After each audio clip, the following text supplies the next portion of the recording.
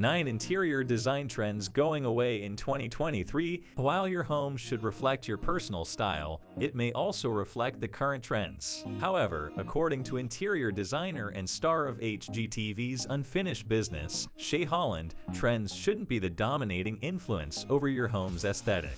Trends are a great way to glean inspiration and information, not to dictate your home's design, she tells me. Choosing the latest trends can be a bad move in the long run, Holland advises. Trend forecasting is largely geared to motivate people to buy more stuff, and I'm very sensitive to the fact that many families are facing tough times in this challenging economy, the designer explains. I encourage people to play with trends if they want to, but resist feeling like they have to go out and buy a million things to stay in style. Whether you are renovating your current home or simply refreshing a room, it's best to have a space that won't already look dated by the time it's finished. Here are 9 interior design trends going away in 2023. Design contrary to location. A downtown Los Angeles loft isn't an English cottage, no matter how many Liberty of London prints you can stuff into one space. Modern farmhouse in Manhattan, coastal Grand Mine Anchorage, you get the picture. I think we're finally over copying design that has no relation to where we live,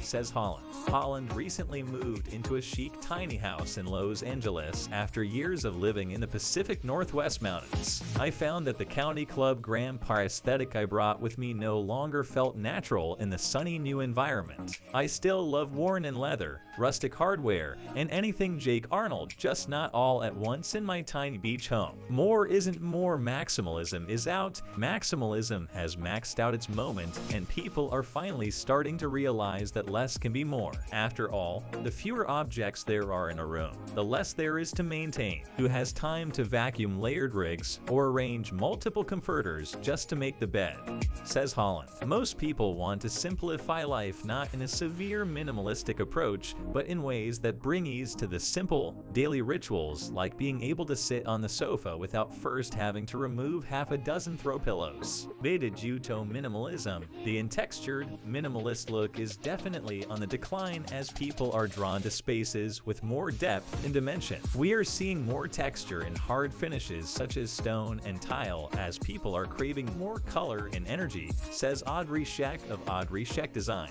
This explains why wallpaper is so prevalent right now. It's an easy way to bring interest into your space without having to bring in large artwork. Open concept living is officially closed. After years of the open concept being incredibly popular, people are wanting more privacy.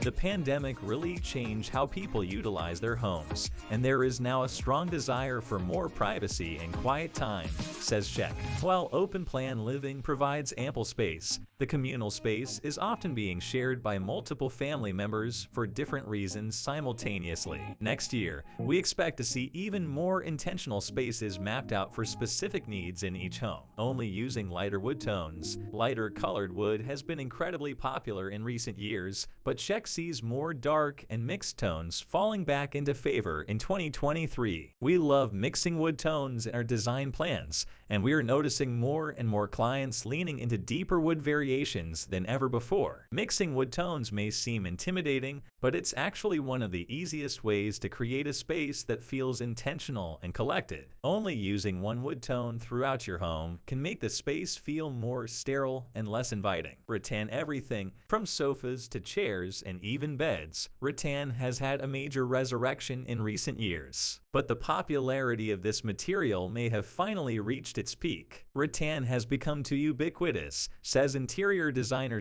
Nicole Salt, shade of Eye for Pretty. While I love to combine it with other contrasting elements, it's now in every product category, and too much of it tends up in the same space. Going forward, it will become more of an accent and less of a focal point. White and gray monochromatic color schemes. Monochromatic neutral color schemes such as white and gray have been in style for a long time, but Scheck believes this era has come to an end. The trend of utilizing white or gray as a way to make a space feel airy and open is shifting as more designers are incorporating creamier neutrals into spaces, she explains. Layers and textures are being used to warm spaces up and make them feel more inviting as people are gravitating away from whites. Fast furniture is on its way out. While it's a great way to save money, fast furniture doesn't last and creates unnecessary waste, negatively impacting the environment. Because sustainability has become a priority for many, people are gravitating away from cheap furniture in favor of vintage or used pieces. I feel as though this has been fading out for a while now, but the fast furniture days are gone. People are getting more in tune with the pieces they are bringing into their homes,